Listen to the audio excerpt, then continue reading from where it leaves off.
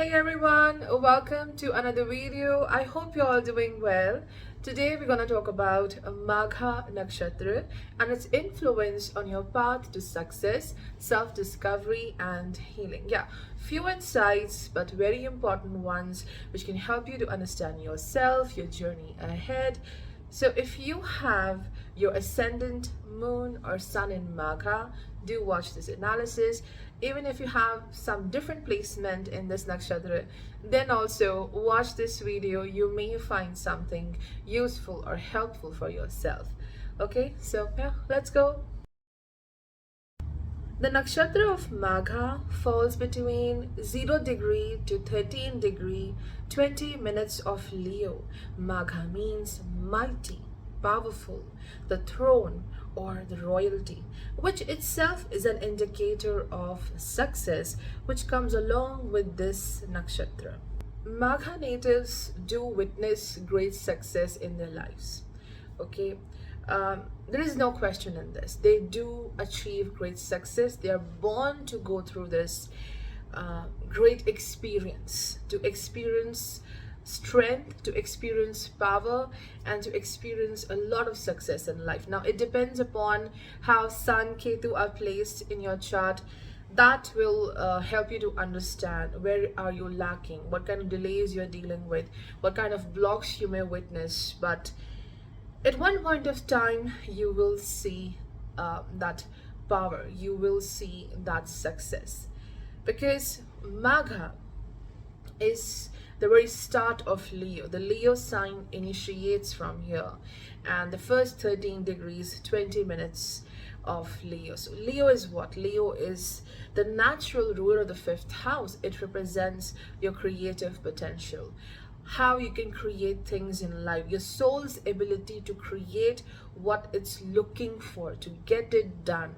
This is the house of skills. This is the house of the Purva Punya. So reaping the benefits of the good deeds you have done in the past. So you do get that reward. You do get that power to create something which you desire, to acquire something which you always wanted to do. So you have a power over others. Your influence on others is very strong, and you have that strength. I would say there is this great degree of courage. You're brave enough to chase your goals, to achieve what you want. You get things done. So that ability to go for it is the secret to your success. So success do happens, and there are two reasons why a Magha native may witness failure. Magha is a nakshatra at which the soul realizes and understands the concept of I, me and myself. The ego grows at this point. So the failure happens connected to that ego. So the first case of failure is having false sense of self, that I am superior.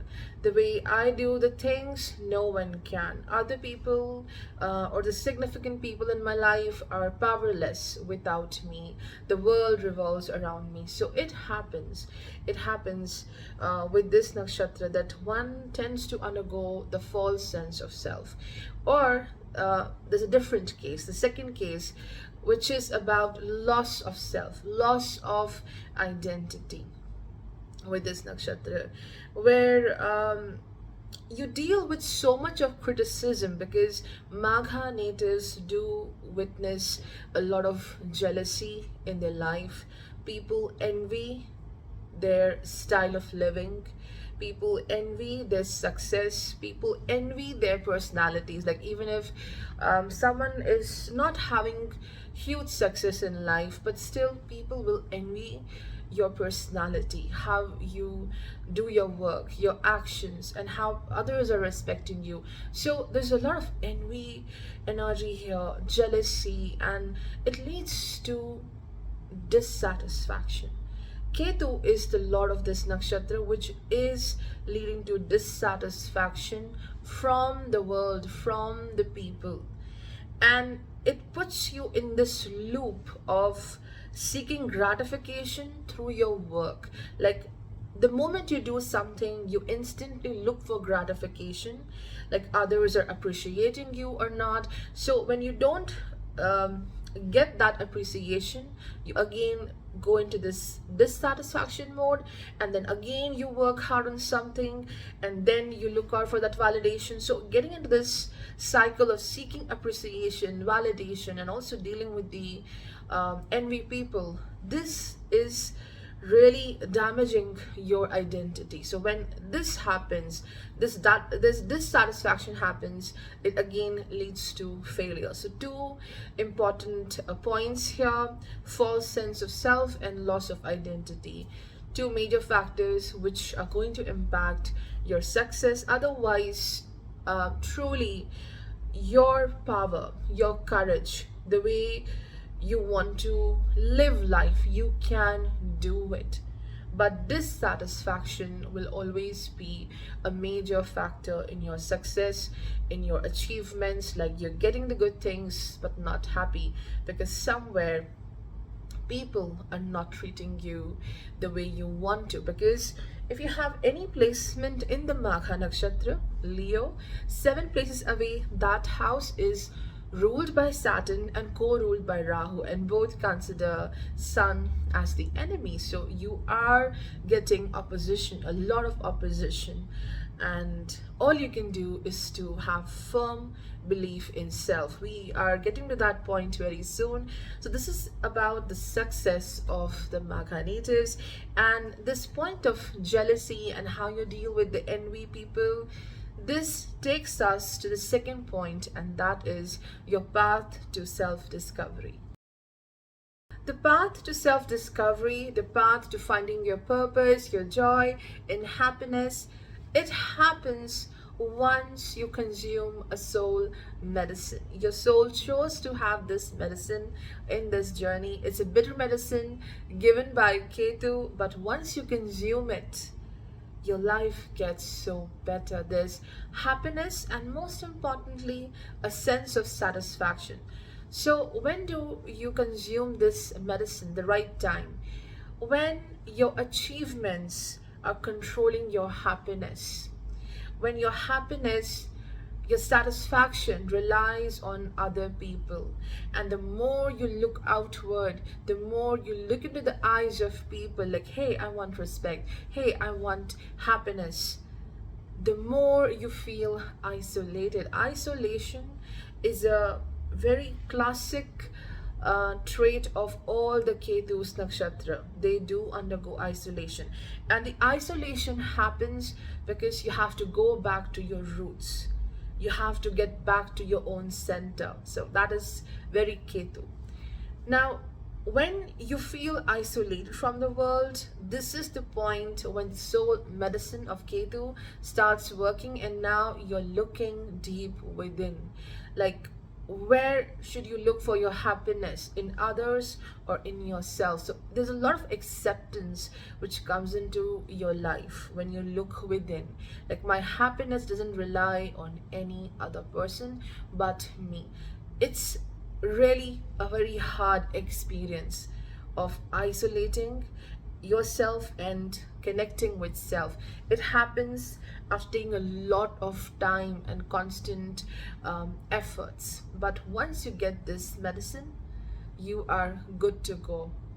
Because one thing which I observed in many horoscopes, the Magha natives, they are actually doing very good in their lives. But there is so much of dissatisfaction because the people around them, they are not very helpful. Maybe the colleagues, maybe the people who have been employed by them, and even significant people in the family, and that is very hard.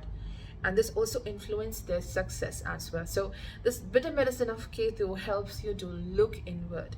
Wherever your sun is placed in your chart, that house, working with respect to that house, resolving issues with respect to that house, brings a lot of joy and happiness, and some kind of talent also with respect to that house.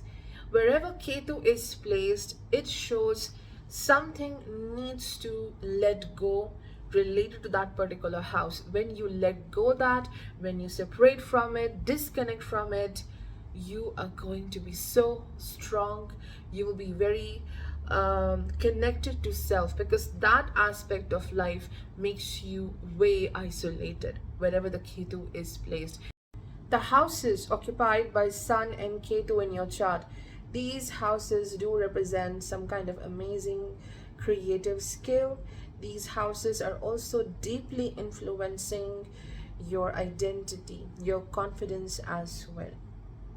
So the ultimate path to self-discovery is coming through the Ketu medicine, which is about diving deeper to find happiness, your true confidence, feeling secure with self, not looking at yourself through the eyes of others, what they think about you, how they perceive your success, satisfaction with your own journey, looking into your efforts, like you're really doing good. Appreciating self is important, not looking for gratification coming through others.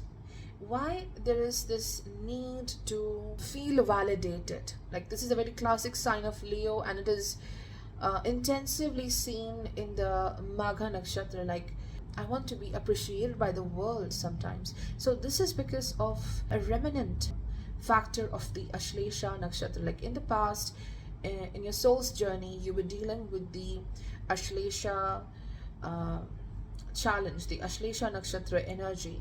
Because Magha, if you see, is connected to the banyan tree. How the banyan tree grows? Well, the seed rests on one tree, and then it starts to occupy that tree's space. So it grows on another tree.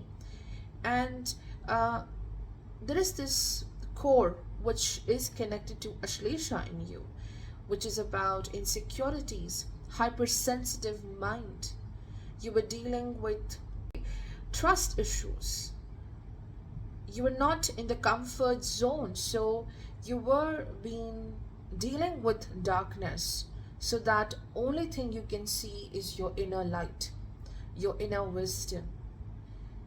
So the trust issues, the struggles with the people, the delusion which you have been dealing with, you see this in this life as people very envy to you. Now let's talk about the healing part. How to heal yourself, how to get better each day. So as I mentioned, that in this journey you are taking this bitter medicine of Ketu, but you are also a medicine in this life. You are also a healer. Family is something very significant for the Magha natives. Constantly working for them, even sometimes you feel drained, you feel misunderstood, but you're constantly working for the unity, working for the resources, working for the happiness of the loved ones. And as Ketu is the lord of this nakshatra, look in which house Ketu is placed. That house will represent what you need to heal about your family life, about your relationships.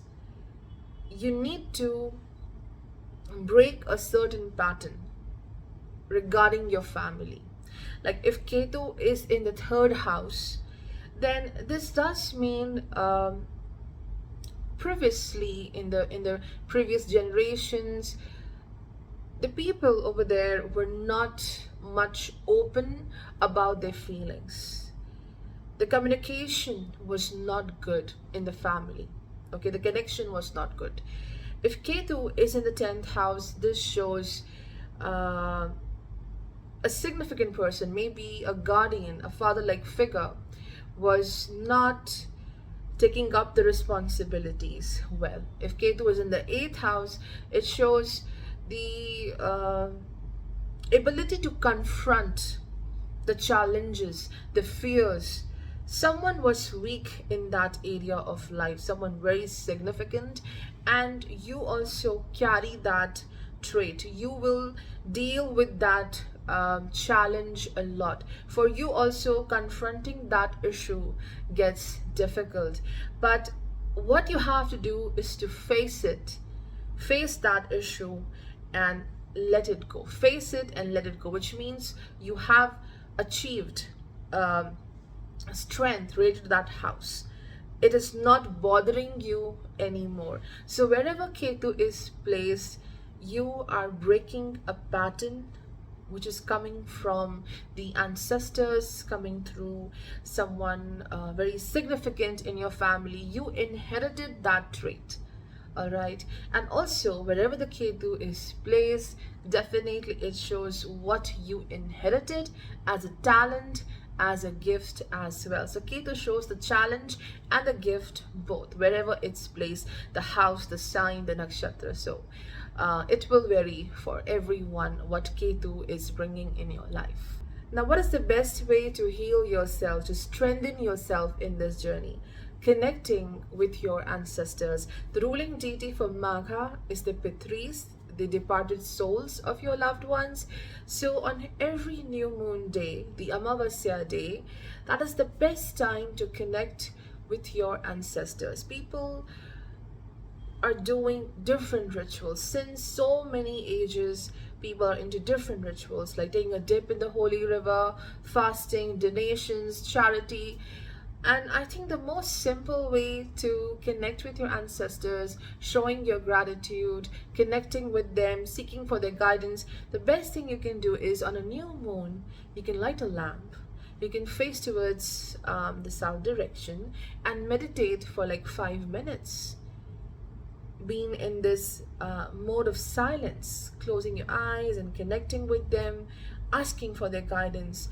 I think this is the best thing you can do on new moons, or when moon is transiting from the Magha Nakshatra. You can do the same ritual as well.